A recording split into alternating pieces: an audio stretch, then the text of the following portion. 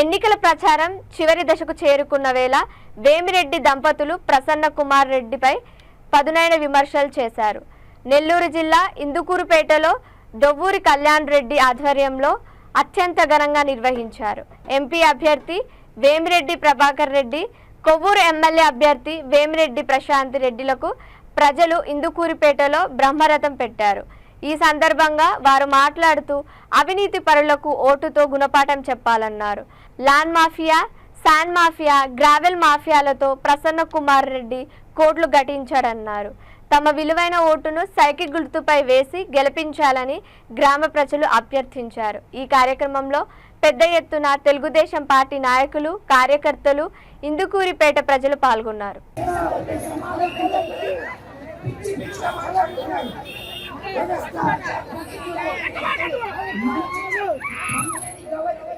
నువ్వు నాయకుడు ఎలా అవుతావు?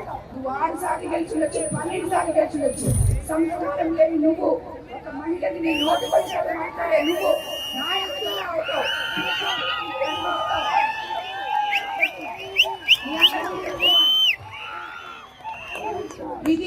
ఇది రాజకీయం కాదు. నాకు రాజకీయ ఓనమాన్ రావని చెప్తున్నావు. ఏది రాజకీయం? నేను మీకోసం, మీ సేవ కోసం, మీలో మీలో మన్నికమై మీకు ఏం కావాలో తెలుసుకొని మీకు సేవ చేయడానికి వచ్చిన దాన్ని నేను కానీ ప్రభాకర్ రెడ్డి గారు కానీ మీకు ఒక నమ్మకం, ఆయన సతీమణిగా నా మీద కూడా అదే నమ్మకంతో ఈ రోజు నా ఎమ్మెల్యే టికెట్ అనౌన్స్ చేసినప్పటి నుంచి ఈ రోజు వరకు నాతో కలిసి నడవడానికి తండాలుగా ఊర్లే వైఎస్ఆర్సీపీ నుంచి తెలుగుదేశం వచ్చారే. ఇవన్నీ తట్టుకోలేని ప్రసన్న కుమార్ రెడ్డి ఫ్రస్ట్రేషన్ తో ఏదేదో మాట్లాడుతున్నాడు. ఆయన విజయ్ సాయి రెడ్డి ఒకరు, ఆయన ఇక్కడ నెల్లూరుకి వచ్చి నెల్లూరుని తీర్చిదిద్ది నెల్లూరుని మొత్తం సుందరమయంగా చేస్తాడండి. అక్కడ వైజాగ్ చేశాడు సుందరమయంగా. అక్కడి నుంచి ఎవరు ఉత్తరంగా ఆయన వైఎస్ఆర్సీపీ వాళ్ళే జరిగారు. వాళ్ళ నాయకుడే వీళ్ళు బయటగా వైజాగ్ నుంచి చెప్పాడు. అది ఆయన చరిత్ర. కాబట్టి ఆయన నెల్లూరుని తీర్చిదిద్దుతాను అని చెప్పడం హాస్యాస్పదంగా ఉంది. నెల్లూరుని తీర్చిదిద్దాడు.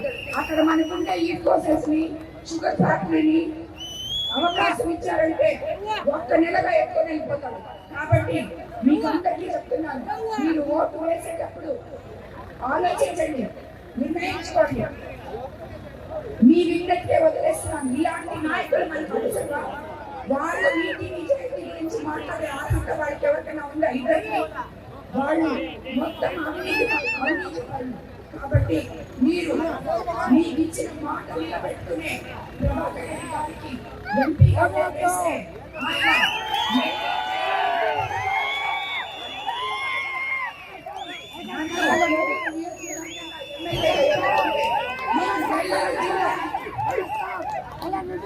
పారిశ్రామిక వాడగా చేసి